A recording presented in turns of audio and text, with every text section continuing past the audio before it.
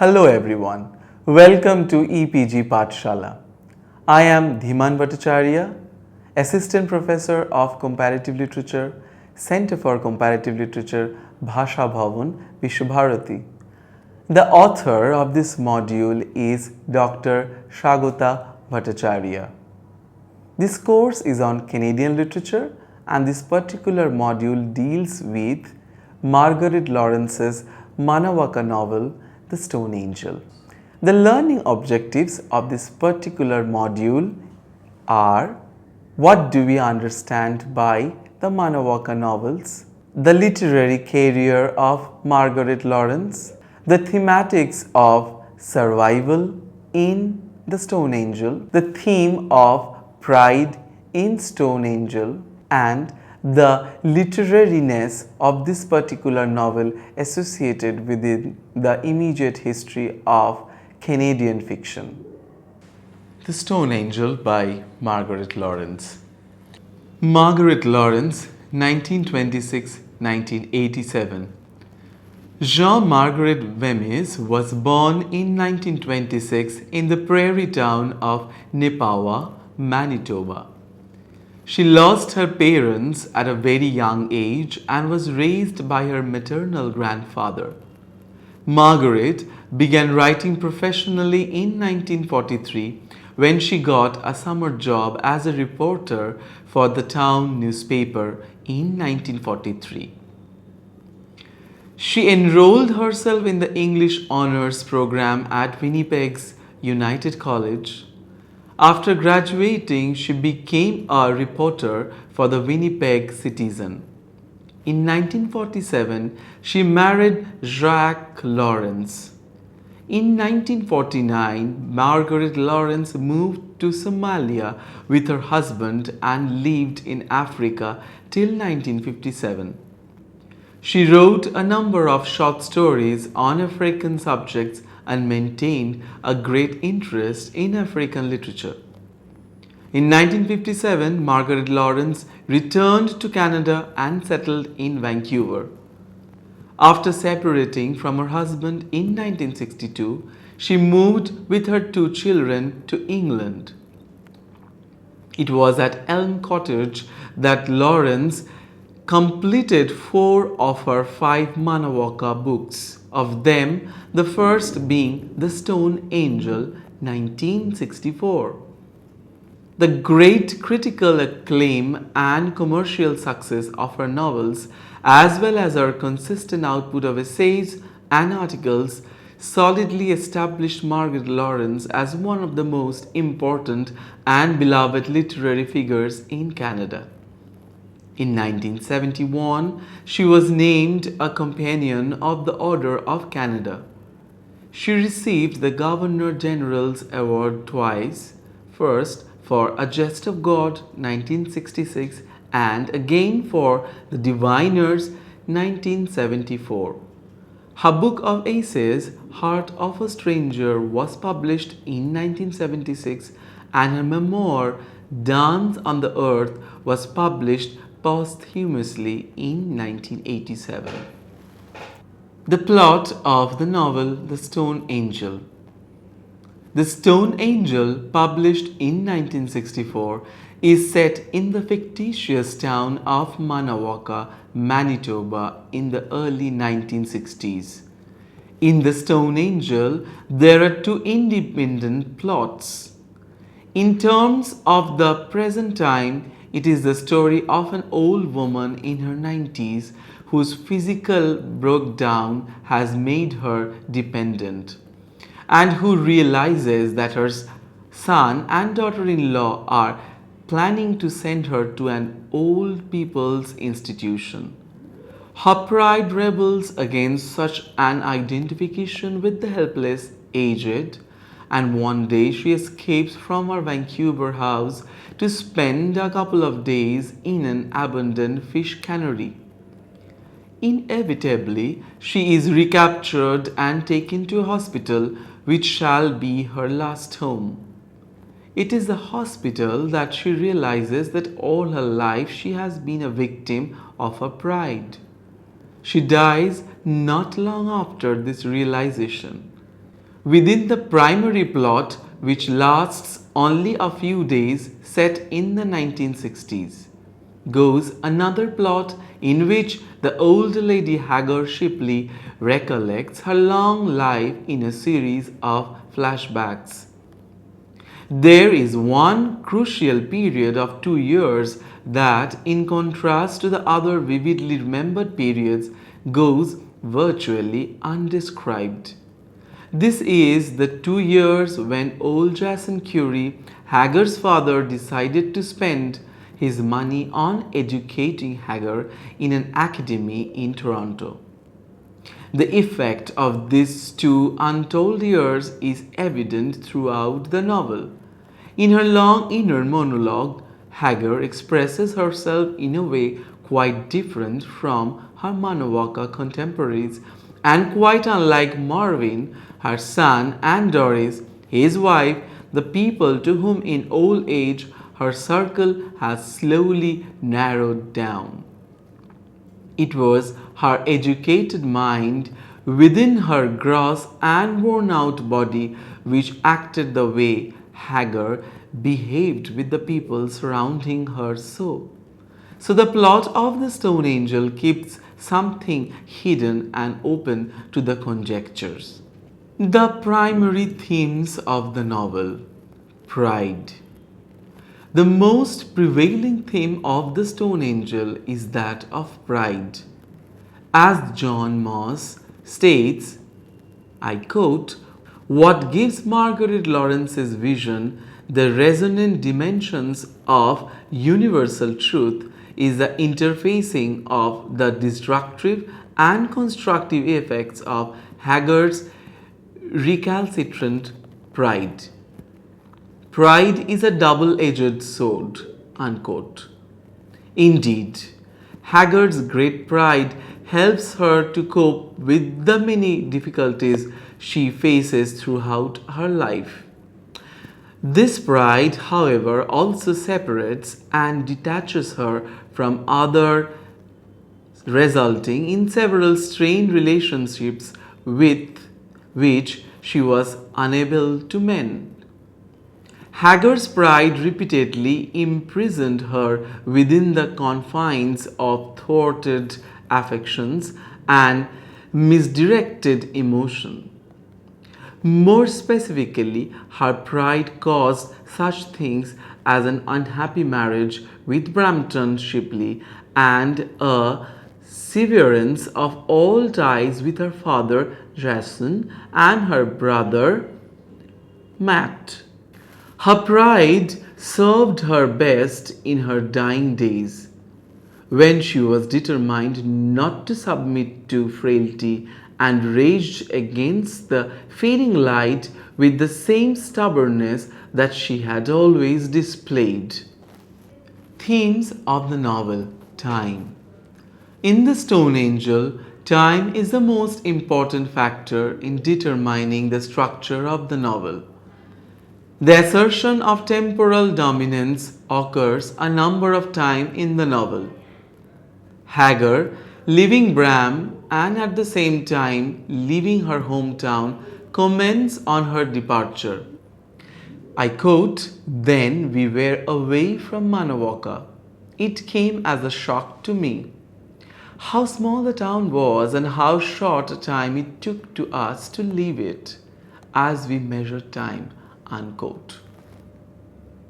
It is through her sense of time that Hagar measures the space of Manawaka. And then, coming to Vancouver, she voices a sentiment: "You begin again and nothing will go wrong this time." For it is time, not place, that manifests itself in change, arising from a change of mind or heart rather than a change of place, and time is mind's dimension.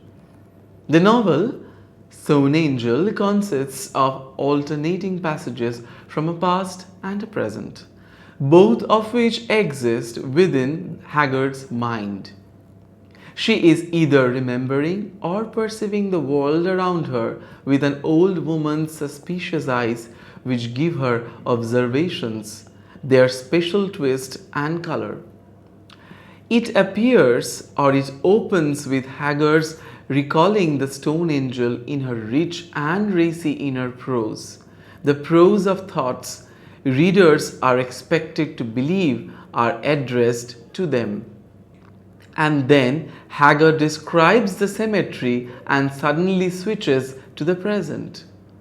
From this beginning until about the last quarter of the book, the stone angel maintains parallel chronological patterns, the present following sequentially the last days of Hagar's life, and the flashbacks following also sequentially the courses of her life as it appears in the novel. In terms of action, this is a book of narrow compass, the narrative of an old woman's thoughts and memoirs on the eve of death. The Stone Angel by Margaret Laurence is a major event in the history of Canadian fiction. The primary events reflected in the novel narrates about the story of an old woman surviving in the Canadian soil. The imaginary city of Manawaka, as we encounter in Lawrence's artistic productions, are definitely part of her days spent in Manitoba.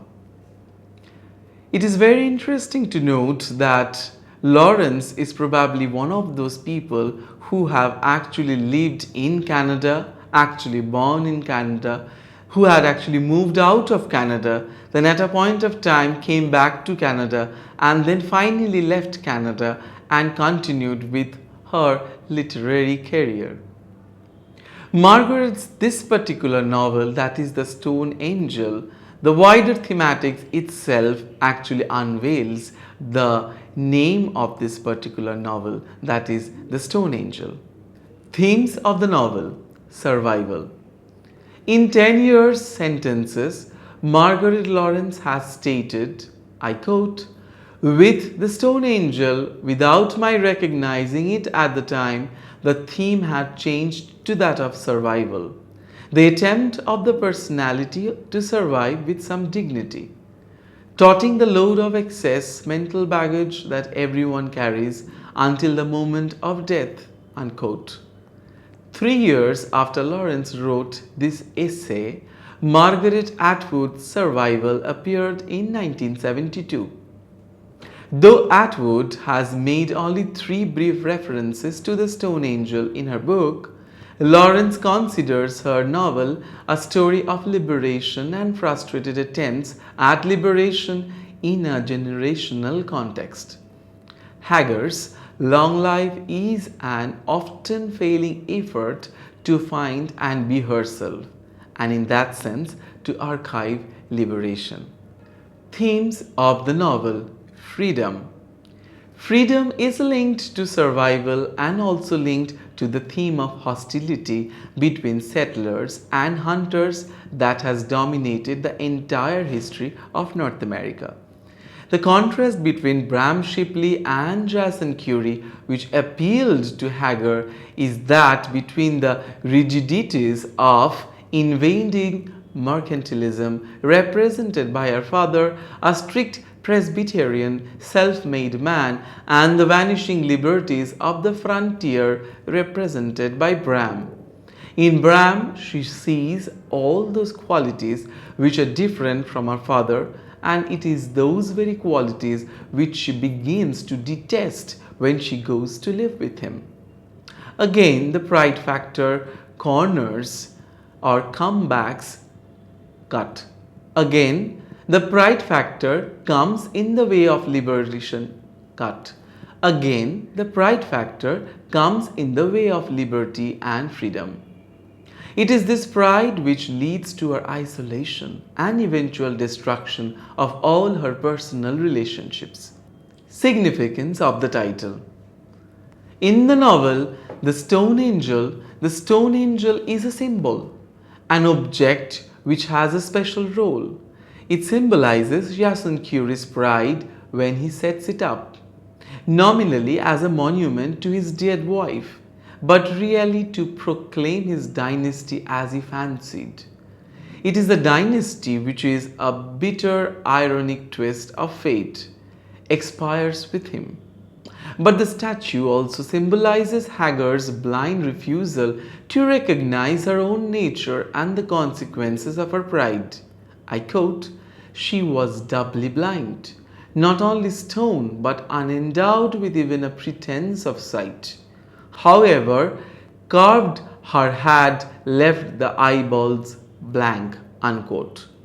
Finally, the statue symbolizes the way in which Hagar shares the obstinate, arrogant disposition of Jason Curie and even his attitudes to life. As we have seen that the wider thematics of this novel is our primary concern.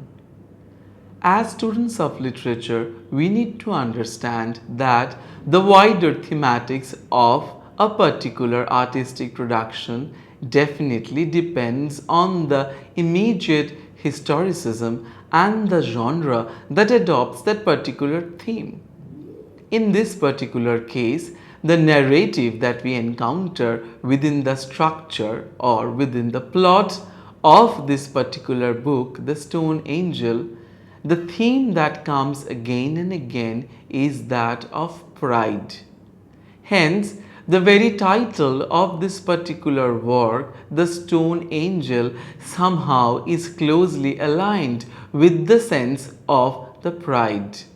A monument erected to commemorate the journey of one's wives actually transforms into the personal pride of a person who was erecting it. To go further and analyze the central character of this particular work, we will see how pride plays an important role in framing the character. Central character of the novel.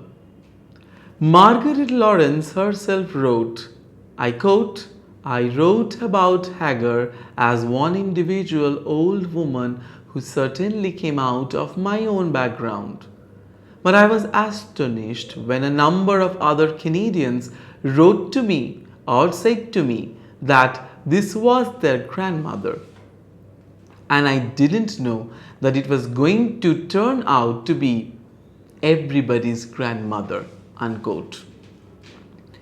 Readers identified Hagar Shipley as the type of the arrogant old woman fighting against age and death.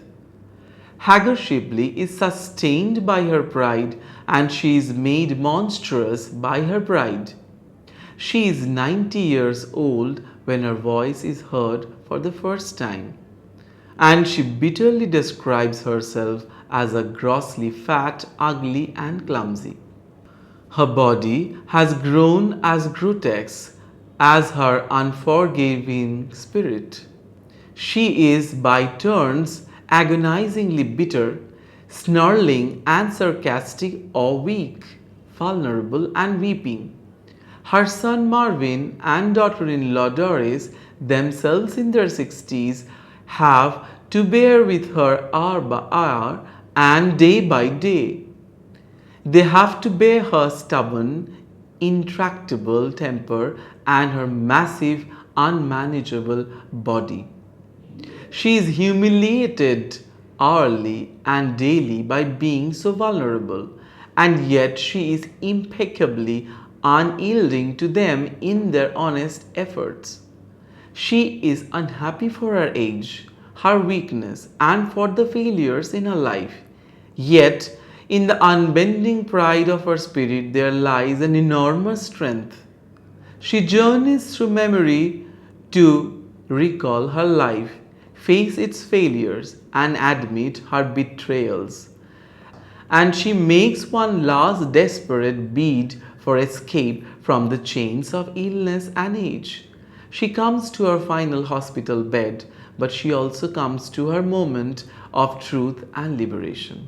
Readers are never allowed to look directly into the minds of Jason Curie or Bram Shipley in The Stone Angel.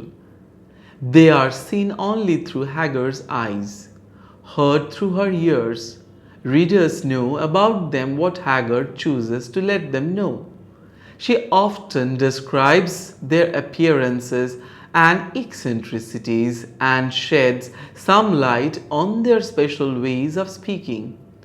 Haggard does not turn either her father or her husband into mere puppets in her memory or her imagination. Yet she always shows them as her foils, the others by whom, in her great egotism, she defines herself. She never has an unreservedly good word to say about any of them. To her, never truly converse. She never has an unreservedly good word to say about any of them in her vision of life. Everybody else is a minor figure. Consequently, the novel has no real dialogue. The characters never truly converse. They exchange statements that are embedded in the great sprawling continuum of Haggard's memory, and their encounters are stylized in recollection. Everything readers knew about them is secondary, filtered through the principal character's thoughts. Haggard's prejudices and her resentments stand out for all to see, and readers are on guard all the time for the bias that sooner or later emerges in all her statements. Her fear and suspicion on the world color her relationships with everyone. Whatever she says is based on her memory, and people like Haggard remember the distant past with great vividness. But are the memories of old people, however vivid, the real past?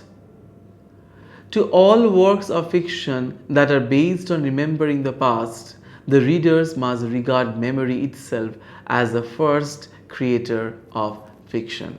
The literary significance of the Stone Angel. The Stone Angel is important for it came as a critical stage in the development of Canadian fiction, which was moving forward from its formative stages.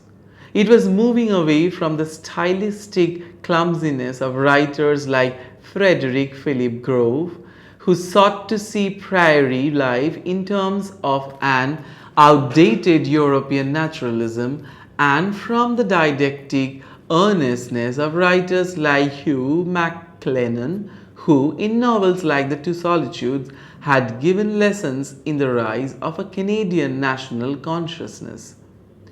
Published in 1964, The Stone Angel is a study of the enclosed garrison culture of North American settlements and of the religion that supported and often distorted the spirit of their people. W. H. New remarked that Margaret Laurence explored the essential differences between middle class expectations and other values, articulated a female perspective, and offered evidence to many young writers to affirm the simple fact that being alive was a political act. Laurence came at a time when MacLennan's didacticism had served its purpose, and myths were needed to sustain the Canadian imagination. In creating her fictional town of Manawaka, Margaret Laurence offered a powerful myth of Canada in the imagination of artists and responsive readers. Her role as a woman novelist at that time was also crucial. She built on the pioneering achievements of earlier writers like Sarah Janet Duncan and Ethel Wilson to shift the literary point of view from a dominatingly male one to the activity and significance of women in Canada. As we have already discussed, that Margaret Laurence's The Stone Angel has remained and will remain a major intervention as far as cultural productions by Canadians are concerned.